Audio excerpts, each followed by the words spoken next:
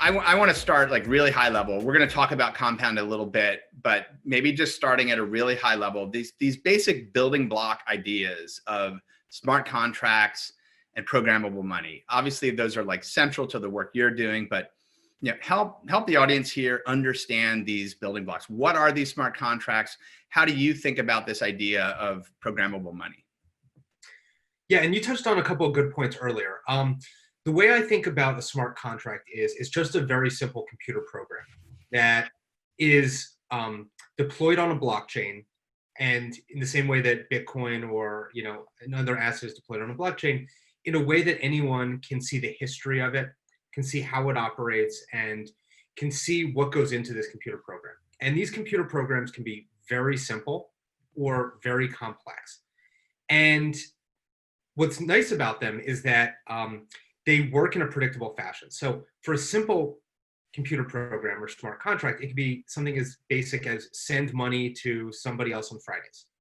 Where a more complex smart contract or series of them taken together can produce extremely advanced functionality, like build an interest rate market with advanced parameters to it. And what this is set off is essentially rapid iteration and evolution of what's possible with programming money. For a traditional fintech startup, being able to add logic to how money moves and how it works, dealing with all the partners that are required, is extremely laborious. It's slow, it's time consuming, and it's difficult. It's why you see a lot of very incremental improvements in financial products. But with these smart contracts, what you're seeing is an entire community is able to build on each other's work. They're able to see the programs that have already been deployed, use them as components in their own These program. are like money Lego bricks. Yeah, think of them as like money Lego bricks. In traditional software engineering, we could think of these as libraries or components. Sure. Each of these smart contracts is a Lego brick or a library for other computer programs. And all of this is sort of, building on itself. And we're seeing really fascinating new applications emerge very quickly in this open and shared, financial sandbox. Yeah, it's fascinating. Obviously, I think one of the things that people have a hard time getting their head wrapped around, I think people understand like, okay, these are like libraries or these are like Lego bricks and people can use them. And we have like open source code and we have, these things. But I think the thing that is hard for a lot of, just business people to understand is that these smart contracts, like they run on this internet computer. They run on like this public operating system. And then once they're out there, that anyone can interact with them as like a shared resource or a shared good, that these are sort of, machine enforced contracts that are on the public internet. And that's I think it's a challenging concept for people to get over. And this idea of, hey, like compound, which we'll talk more about in a sec, how would you kind of explain that to someone who's not familiar with a decentralized virtual machine or what have you? Yeah, so I think the best way is with an analogy. So when you deposit money into your bank account, you have really no ability to understand all of the different pieces that go into providing you that financial service. All of the processes and Excel spreadsheets and databases and operations and all the things that go into it that create this very basic financial product for yourself. Put $1 into a bank, have a return, 10 basis points here, whatever it is. There's massive amounts of operations and work behind the scenes to create that for you. Whereas a smart contract on a blockchain is a very simple, tool to create the same financial product or service. The difference is you can see exactly how it works. You can see the lines of code that compose the product or service. You can see exactly how it operates.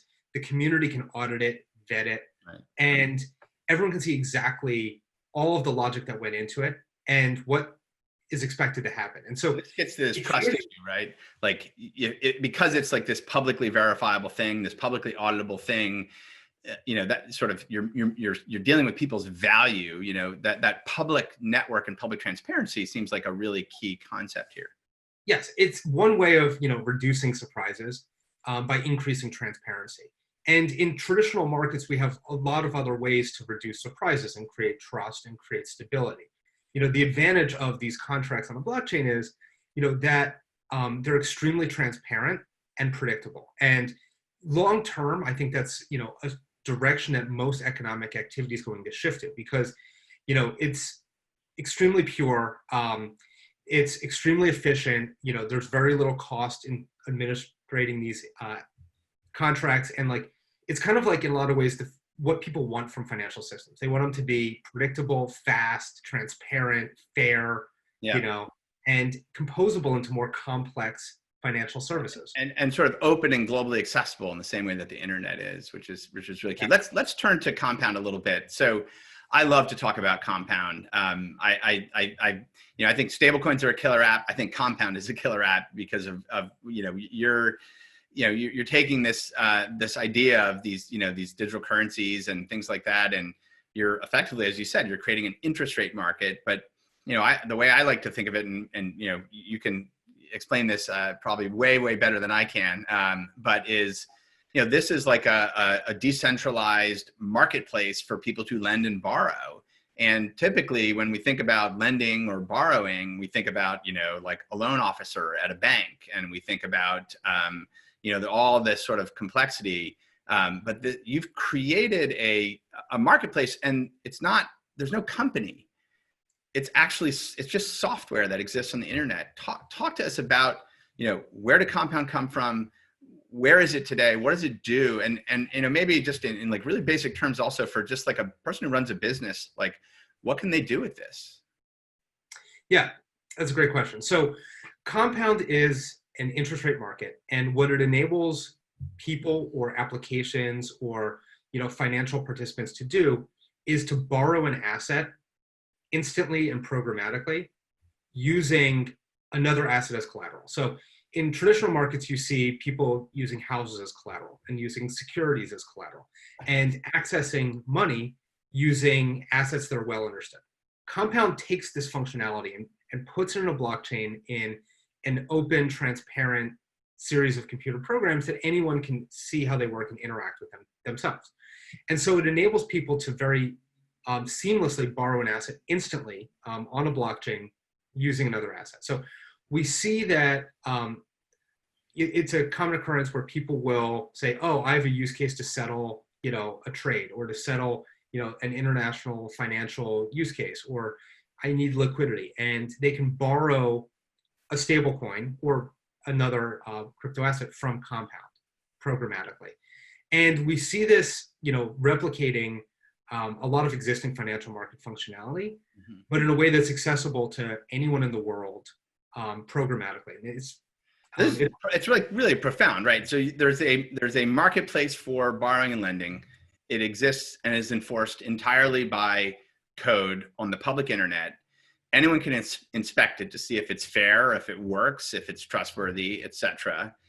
And that's, in a sense, if you combine it with stablecoins like USDC, like you now have the ability for potentially billions of people around the world to tap into a lending market with a smartphone and a digital wallet. And that was just something that was inconceivable maybe for them in the past. All of this was inconceivable just years ago. I think the pace of financial innovation that's occurring with smart contracts and stablecoins is it's a breakthrough. Yeah, really is. So maybe talk a little bit about with Compound today. We talk about stablecoins as a killer app. Like how much are stablecoins used with this Compound protocol today? Yeah, so stablecoins are the dominant form of economic activity that we're seeing. People like to borrow a stable asset. They like to borrow $1 instead of borrowing a volatile cryptocurrency. And people like earning an interest rate on a stablecoin, on $1. And what this creates is, it allows anyone in the world to have the same access to the same financial service. So no matter where you are, you're always able to access the same interest rate as someone else anywhere in the world. And, every country has its own currencies. And what we're seeing is a lot of demand internationally and domestically for people to access a US dollar-based return or a US dollar-based ability to borrow predictably and in a safe and stable way.